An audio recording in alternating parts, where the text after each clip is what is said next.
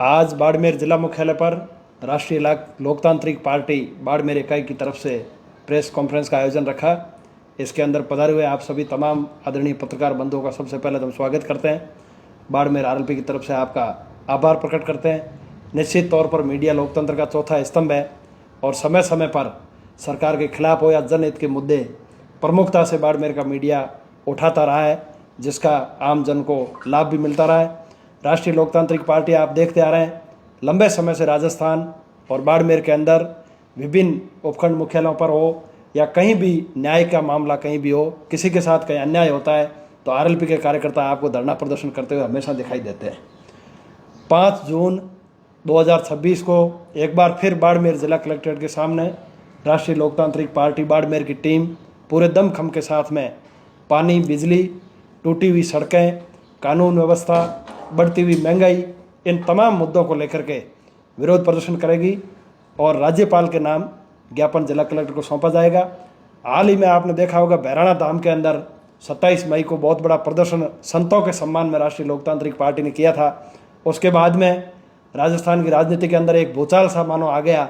सरकार पूरी एकदम बैकफुट पर आ गई और भारतीय जनता पार्टी के तमाम नेता अनलगढ़ बयानबाजी करने लगे।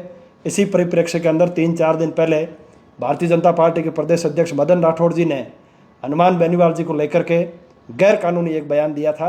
उन्होंने कहा कि हनुमान बेनीवाल जी का सामाजिक बहिष्कार होना चाहिए। पहली बात तो मदन राठौड़ जी कोई जाट समाज के अध्यक्ष नहीं है और दूसरी बात, कानून या संविधान भारत का हमें इस प्रकार की कोई इजाज़त नहीं देता कि किसी व्यक्ति का सामाजिक बहिष्कार करने का हम फतवा जारी कराएं।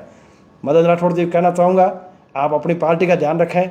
जाट समाज क्या करता है क्या नहीं करता है इसमें आपको पंचायती करने की आवश्यकता नहीं है और मदन राठौड़ जी को कहीं न कहीं जाट समाज का इतिहास पढ़ने की भी आवश्यकता है।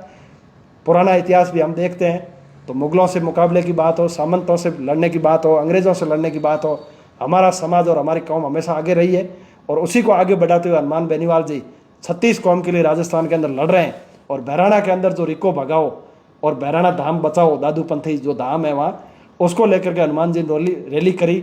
उसके बाद सरकार बौखलाई हुई है। हमारे राष्ट्रीय लोकतांत्रिक पार्टी के कार्यकर्ताओं और नेताओं के खिलाफ झूठे मुकदमे दर्ज किए जा रहे हैं, उनको गैरकानूनी तरीके से गिरफ्तार किया जा रहा है। कहीं न कहीं आम जनता की आवाज़ को दबाने का काम भारतीय जनता पार्टी के द्वारा किया जा रहा है।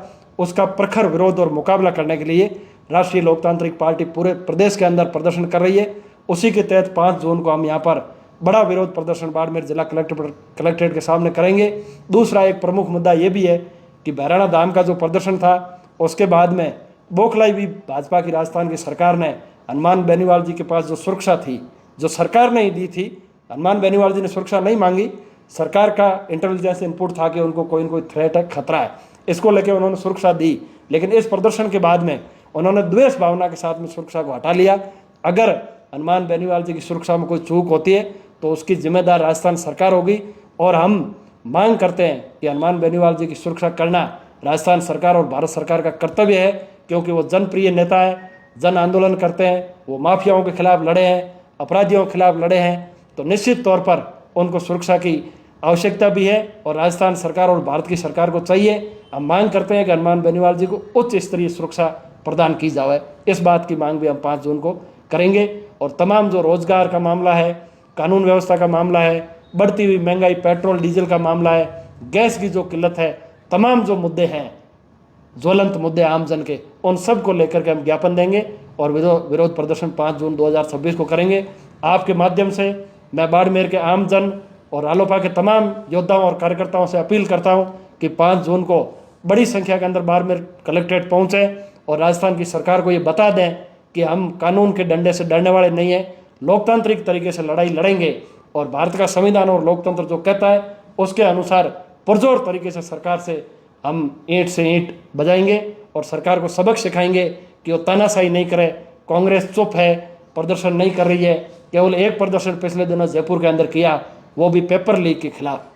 वो कांग्रेस जिन्होंने पिछले 5 साल में अनगिनत पेपर लीक किए और वही अगर पेपर लीक के खिलाफ प्रदर्शन करें तो मैं समझता हूँ उल्टा चोर कोतवाल को डांटे वाली कहावत कहीं न कहीं चरितार्थ हो रही है। कांग्रेस किस मुंह से पेपर लीक के खिलाफ प्रदर्शन कर रही है, ये राजस्थान की जनता को सोचना होगा। अगर सही समय पे मांगे नहीं मानी जाती तो अगला कदम क्या है? नहीं, अभी तो हम सांकेतिक प्रदर्शन कर रहे हैं। अगले कदम के लिए हम हमारे माननीय अध्यक्ष जी और पार्टी की जो शीर्ष नेतृत्व है उनके साथ डिस्कस करेंगे। आगे की जो भी रणनीति होगी वो समय के साथ बता दी जाएगी आपको।